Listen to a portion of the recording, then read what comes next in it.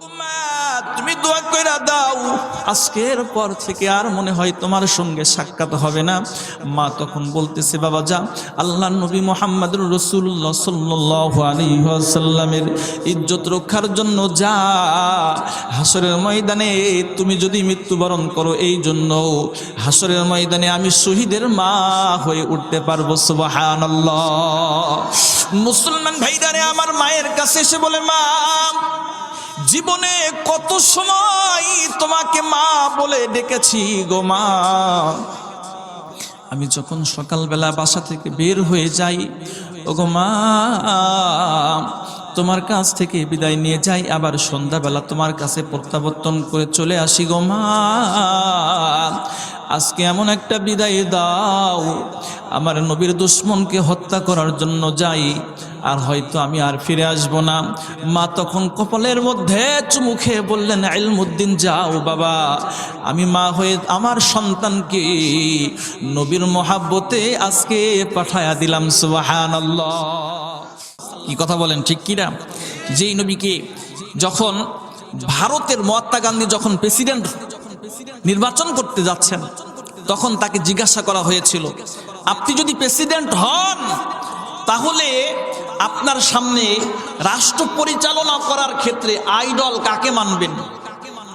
তখন মহাত্মা গান্ধী, মুসলমান না হিন্দু? হিন্দু। সে বলেছিল, আমি আমার এই রাষ্ট্র পরিচালনার ক্ষেত্রে আইডল মানব মুহাম্মদুর রাসূলুল্লাহ সাল্লাল্লাহু আলাইহি ওয়াসাল্লাম। একজন হিন্দু যদি এ কথা বলতে পারে, আর মুসলমানের সন্তান মুহাম্মদুর রাসূলুল্লাহ সাল্লাল্লাহু আলাইহি ওয়াসাল্লামকে মেনে নিতে, আইডল হিসাবে মানতে লজ্জা লাগে। কয় টুপিদা আঁকতে নাকি তার নাকি লজ্জা লাগে। জোরে বলেন নাউযুবিল্লাহি মিন যালিক। এই জন্য নবী সাল্লাল্লাহু আলাইহি ওয়াসাল্লামকে সবচেয়ে প্রথমত আমরা অন্তর দিয়ে মহাব্বত করব। এই মহাব্বতটার বহিঃপ্রকাশ ঘটাবো আমলের মাধ্যমে। কি কথা বলেন, ঠিক কি না? আল্লাহ নবী সাল্লাল্লাহু আলাইহি ওয়াসাল্লামের ইজ্জত নিয়ে যদি কোনো ব্যক্তি ছিনিমিনি খেলে, মুসলমান হিসাবে তখন আমরা কে কোন দলের সেটা আমরা দেখব না। আমরা হলাম কালিমার ব্যানারে সবাই এক, মুহাম্মদুর রাসূলুল্লাহ সাল্লাল্লাহু আলাইহি ওয়াসাল্লামের উম্মতের ব্যানারে সবাই এক। সেই নবীজির চরিত্র নিয়ে, সেই নবীজির খতম নবুয়ত নিয়ে যদি কোনো ব্যক্তি আল্লাহর হাবিব সাল্লাল্লাহু আলাইহি ওয়াসাল্লামের সম্মান নিয়ে টানাটানি করে, এই বাংলার মুসলমান তাদের উচিত শিক্ষা দিয়ে দেবে। জোরে বলেন ঠিক কিনা?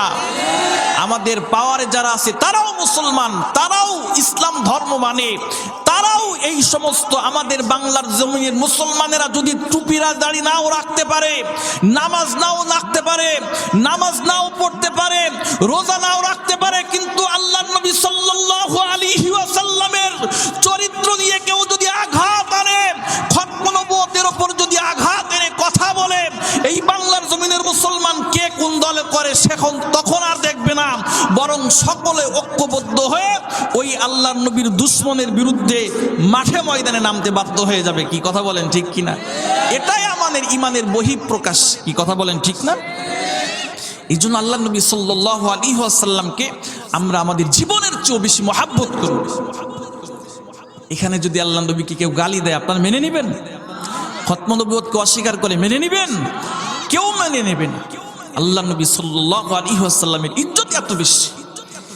এই জন্য প্রত্যেকটা ক্ষেত্রে মুহাম্মদুর রাসূলুল্লাহ সাল্লাল্লাহু আলাইহি ওয়াসাল্লামকে আইডল মানতে হবে। জোরে বলেন ঠিক কিনা?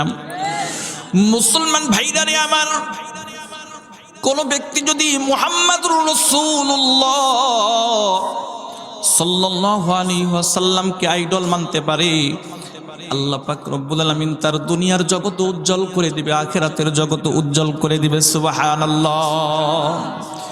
ইয়া মুহাম্মদ আপ পর লাখো সালাম, হামিদ মাহমুদ আহমদ আপ পর লাখো সালাম। মুসলমান ভাইরারে আমার, আল্লাহ নবী মুহাম্মদুর রাসূলুল্লাহ সাল্লাল্লাহু আলাইহি ওয়াসাল্লামের ব্যাপারে তদানীন্তন সময়ে 1932 খ্রিস্টাব্দের দিকে শাহ আতাউল্লাহ মুহাদ্দিস দেহলভী রহমাতুল্লাহি আলাইহি, এরপরে শাহ আতাউল্লাহ রহমতুল্লাহি আলাই, যাকে বলা হইতো আতাউল্লাহ বুখারী রহমতুল্লাহি আলাই, সেই আতাউল্লাহ বুখারী রহমতুল্লাহি আলাইহের জামানার মধ্যে মুসলমান ভাইরারে আমার একজন হিন্দু লেখক, তার নাম ছিল রাসপাল। আল্লাহর নবী মুহাম্মদুর রাসূলুল্লাহ সাল্লাল্লাহু আলাইহি ওয়াসাল্লামকে ব্যঙ্গ করে একটা কিতাব লিখেছে, রঙ্গিলা রসুল। জোরে বলেন নাউজুবিল্লাহ। মুসলমান ভাইরারে আমার, হিন্দুদের বড় বড় যারা ধর্ম যাজক ছিল, সকল মানুষগুলো একত্রিত হয়ে এই রাসপালকে স্বাগত জানানোর জন্য আসতেছে। কিন্তু আতাউল্লাহ বুখারী রহমতুল্লাহি আলাই তিনি মসজিদের মেহরাবে দাঁড়িয়ে ভাষণ দিয়ে বলতেছে, আমাদের আল্লাহর নবী মুহাম্মদুর রাসূলুল্লাহ সাল্লাল্লাহু আলাইহি ওয়াসাল্লামের চরিত্র হরণ করে, চরিত্রের উপর কালিমা লেপন করে হিন্দুদের বড় একজন লেখক রাসপাল একটা কিতাব লিখেছে।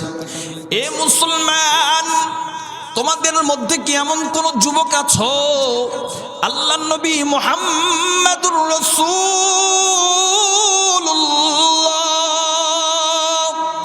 সাল্লাল্লাহু আলাইহি ওয়াসাল্লামের চরিত্র রক্ষা করার জন্য তোমরা সেই রাসপালকে হত্যা করার জন্য তৈরি হয়ে যাবা? আল্লাহু আকবার। এই ভাষণ শোনার সঙ্গে সঙ্গে একজন মিস্ত্রি মুখের মধ্যে দাড়ি নাই, কিন্তু আল্লাহর নবীর মোহাব্বত অন্তরের মধ্যে পরিপূর্ণ। সুবহানাল্লাহ। মোহাব্বত আপনা মুঝকো আই খোদা দে, মুঝে भी जामे उल्फत एक पिला दे, मुझे खोया मेरे अक्लो खरद ने, खुदाया अपना दीवाना बना दे। মুসলমান ভাইরা রে আমার, যুবক মানুষ তখন তিনি দাঁড়িয়ে বললেন, হুজুর আমার জন্য দোয়া করেন। আমি আল্লাহর নবী মুহাম্মদুর রাসূলুল্লাহ সাল্লাল্লাহু আলাইহি ওয়াসাল্লামকে আমার জীবনের চেয়েও বেশি মহব্বত করি। যেহেতু আমার কানে সংবাদ গিয়েছে, আমি সংকল্পবদ্ধ হয়ে গেলাম, এই রাসপালকে হত্যা করা পর্যন্ত আমি আর কোনো কাজে যাব না। মুসলমান ভাইরারে আমার, রাসপাল প্রত্যেক দিন তার রাজ সিংহাসনে বড় রাজকীয় বাসার মধ্যে তিনি নাস্তা করতেন। এই রাসপাল প্রত্যেক দিন নাস্তা করত। আল্লাহু আকবার। এই ইলমুদ্দিন তিনি সন্ধান তালাশ করতে লাগলেন, কোথায় আছে রাসপাল, হত্যা করা লাগবে। মুসলমান নবী মুহাম্মদুর রাসূলুল্লাহ সাল্লাল্লাহু আলাইহি ওয়াসাল্লামের চরিত্রকে নিয়ে ব্যঙ্গ করে কিতাব লিখছে। এই জন্য ইলমুদ্দিন তিনি প্রত্যেক দিন সকালবেলা কাজ করার জন্য রওনা হয়ে যায়। আজকে সকালবেলা কাজ করতে না গিয়ে রান্নাঘরের মধ্যে বড় একটা ধারালো দাকে সুন্দর করে শান দিতেছে। মা তখন বলতেছে, ইলমুদ্দিন রে, প্রত্যেক দিন সকালবেলা তুমি কাজের মধ্যে বের হয়ে যাও, কিন্তু আজকের মধ্যে কাজের মধ্যে বের না হয়ে তুমি শান দাও, কারণটা কি? ইলমুদ্দিন বলে, মা, এই জামানার বড় একজন লেখক, কুলাঙ্গার লেখক, তার নাম হলো রাসপাল। সে আমাদের নবী, হৃদয়ের স্পন্দন, কলিজার টুকরা, মহাব্বতের মানুষ, মহাব্বতের নবী মুহাম্মদুর রাসূলুল্লাহ সাল্লাল্লাহু আলাইহি ওয়াসাল্লামকে ব্যঙ্গ করে কিতাব লিখছে। এই জন্য আমি তাকে হত্যা করার জন্য, নবীজির চরিত্রের উপর কালিমা লেপন করেছে, এই জন্য আমি প্রতিশোধ নেওয়ার জন্য আমি আর কাজে যাইতে চাই না। আমি এই ছুরি দিয়ে রাসপালকে হত্যা করার জন্য বের হয়ে যাচ্ছি গো মা। তুমি দোয়া কইরা দাও, আজকের পর থেকে আর মনে হয় তোমার সঙ্গে সাক্ষাৎ হবে না। মা তখন বলতেছে, বাবা যা, আল্লাহর নবী মুহাম্মদুর রাসূলুল্লাহ সাল্লাল্লাহু আলাইহি ওয়াসাল্লামের ইজ্জত রক্ষার জন্য যা। হাসরের ময়দানে তুমি যদি মৃত্যুবরণ করো, এই জন্য হাসরের ময়দানে আমি শহীদের মা হয়ে উঠতে পারবো। সুবহানাল্লাহ। মুসলমান ভাইরারে আমার, মায়ের কাছে এসে বলে, মা, জীবনে কত সময় তোমাকে মা বলে ডেকেছি গো মা। আমি যখন সকালবেলা বাসা থেকে বের হয়ে যাই, ওগো মা, তোমার কাছ থেকে বিদায় নিয়ে যাই, আবার সন্ধ্যাবেলা তোমার কাছে প্রত্যাবর্তন করে চলে আসি গো মা। আজকে এমন একটা বিদায় দাও, আমার নবীর দুশমনকে হত্যা করার জন্য যাই, আর হয়তো আমি আর ফিরে আসবো না। মা তখন কপালের মধ্যে চুমু খেয়ে বললেন, ইলমুদ্দিন যাও বাবা, আমি মা হয়ে আমার সন্তানকে নবীর মহাব্বতে আজকে পাঠায়া দিলাম। সুবহানাল্লাহ। মুসলমান ভাইরারে আমার, ইলমুদ্দিন দাঁড়ে দাঁড়ে ঘুরে বেড়াই, খুঁজে বেড়াই পিঠের মধ্যে আল্লাহু আকবার সেই ধারালো ধাটা রাখছে। ধারালো ডাটা সুন্দর করে যত্ন সহকারে রেখে তালাশ করতেছে। এক পর্যায়ে রাজপালের বাড়ির কাছে গিয়ে বলতেছে, রাজপালের বাড়ি কি এটা? কয় হা। কয় তুমি কোত্থেকে আসছো? অমুক এলাকা থেকে আসছি। কেন আসছো? কয় সম্বর্ধনা দেওয়ার জন্য আসছি। মুসলমান ভাইরারে আমার, পাহারাদার মনে করেছে আমাদের নেতা রাজপালকে আল্লাহর নবী সাল্লাল্লাহু আলাইহি ওয়াসাল্লামকে ব্যঙ্গ করে কিতাব লেখার কারণে হয়তোবা সম্বর্ধনা দেওয়ার জন্য, স্বাগত দেওয়ার জন্য এই জন্য আসছে। এই জন্য ভিতরে নিয়ে গেছে। ভিতরে নেওয়ার পরে আল্লাহু আকবার, ইলমুদ্দিন যুবক মানুষ রাজপালকে কাছে পেয়ে বলতেছে, তুমি কি এই কিতাবটা লিখছো? কয় হ্যাঁ আমি লিখছি। সজ্ঞানে লিখছো? কয় হ্যাঁ আমি সজ্ঞানে লিখছি। ইলমুদ্দিন যখন এই কথা শুনছে, পিঠের মধ্য থেকে ধারালো দাঁতটা নিয়ে একটা কোপ মেরে মাথাটা জমিনের মধ্যে ফালাইয়া দিয়েছে। যখন সারা এলাকার মধ্যে ছড়ায়া গেছে, ইলমুদ্দিন নামে একজন যুবক আল্লাহর নবীর দুশমন রাজপালকে হত্যা করেছে। আল্লাহু আকবার। প্রশাসন যখন তাকে গ্রেফতার করেছে, মুসলমানদের মধ্য থেকে হাজারো হাজার মানুষ তাকে দেখার জন্য আসছে। কে বাহাদুর? আমার নবীর ইজ্জত রক্ষার জন্য সে জীবনের মায়া ত্যাগ করে আল্লাহর নবীর মহাব্বতে সে ছুটে গেছে। এই জন্য দেখার জন্য তার কাছে আসছে। হিন্দুরা পর্যন্ত আসছে। এত বড় দুঃসাহসকার আমাদের এই লেখককে সে মারছে দেখার জন্য আসছে। মুসলমান তাকে যখন কোর্টে তোলা হয়েছে, হিন্দুদের পক্ষ থেকে শত শত উকিল আসছে তার ফাঁসির রায় কার্যকর যেন হয়। সেই ক্ষেত্রে তারা সমস্ত খাতাপত্র একত্রিত করবে। মুসলমানদের মধ্য থেকে উকিলরা এসে বলতেছেন, ইলমুদ্দিন তুমি আজকে একটা মিথ্যা কথা বলবে, তুমি একটা কথাই শুধুমাত্র বলবে।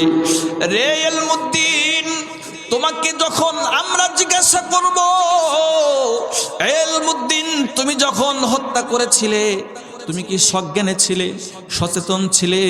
তখন তুমি একটা মিথ্যা কথা বলবে। আমি তখন সচেতন ছিলাম না, আমি পাগল হয়ে গিয়েছিলাম, আমার সেন্সলেস হয়ে গিয়েছিল, এরকম একটা অবস্থা তৈরি হওয়ার ভাব হয়েছিল, ওই অবস্থায় হত্যা করেছি। এ কথাটুক বলার সঙ্গে সঙ্গে আমরা সমস্ত কিছু কাগজপত্র সব কিছু ওকে করে তোমাকে মুক্তির ব্যবস্থা করে দিব। মুসলমান ভাইরারে আমার, আল্লাহর নবীর আশিক কে যখন কোর্টের মধ্যে তোলা হয়েছে, তখন রাজপালের আল্লাহু আকবার সব উকিলরা এসে বলতেছে সজ্ঞানে হত্যা করেছে, ইচ্ছাই হত্যা করেছে। ইলমুদ্দিনকে যখন মুসলমানদের উকিলরা বলতেছে ইলমুদ্দিন তো সজ্ঞানে হত্যা করে নাই, বরং সে মাতাল অবস্থায় হত্যা করেছে, তার সেন্সলেস হওয়ার একটা অবস্থা তৈরি হয়ে গিয়েছিল।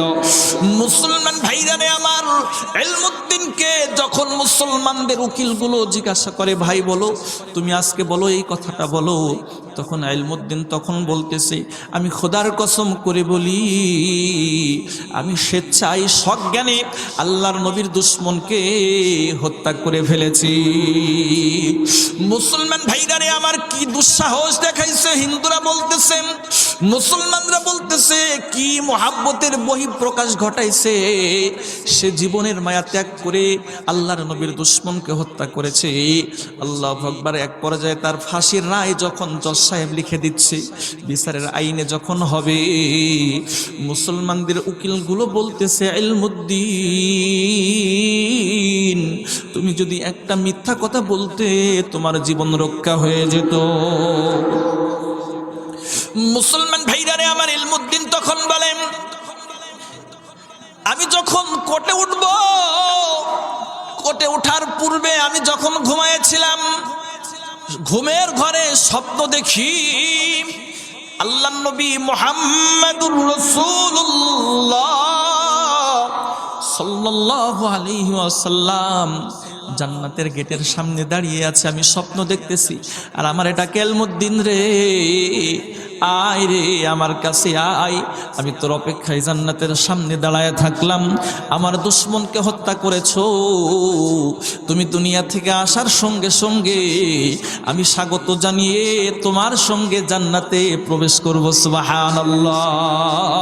আল্লাহর নবীর মহাব্বতে এই জন্য আমি সত্য কথা বলছি। সুবহানাল্লাহ। আল্লাহর নবী মুহাম্মদুর রাসূলুল্লাহ সাল্লাল্লাহু আলাইহি ওয়াসাল্লামের ওই সুন্দর চরিত্রের উপরে যদি এখনো পর্যন্ত কোনো ব্যক্তি কালিমা লেপন করার চেষ্টা করে, খতম নবুয়তকে কেউ অস্বীকার করার চেষ্টা করে, বাংলার মুসলমান দাড়ি চাচতে পারে, নামাজ নাও পড়তে পারে, টুপি না রাখতে পারে, কিন্তু মত নির্বিশেষে ওই দুশমনদের মোকাবেলা অবশ্যই তারা করবে। জোরে বলেন ঠিক কিনা? মুসলমান ভাইদারে আমার, এটা হলো নবীর মহাব্বত। এই মহাব্বতটা আমাদের সব ক্ষেত্রে মানতে হবে। আমাদের পারিবারিক জীবনে, সামাজিক জীবনে, অর্থনৈতিক জীবনে, আল্লাহু আকবার, রাষ্ট্রীয় জীবনে, সব ক্ষেত্রে আমাদেরকে মানতে হবে। সেভাবে কিভাবে মানতে হবে? সেটা হলো আমাদের পারিবারিক জীবন থেকে, ব্যক্তি জীবন থেকে সুন্দর করে নবীদের সুন্নাত যদি ফলো করে চলতে পারি, আল্লাহ পাক রব্বুল আলামিন জান্নাতে যাওয়ার পূর্বে এই দুনিয়াতে সুন্দর জান্নাতের একটা পরিবেশ আমার সুন্দর দেহের ভিতরে, পরিবারের মধ্যে আল্লাহ তৈরি করে দিবেন। সুবহানাল্লাহ।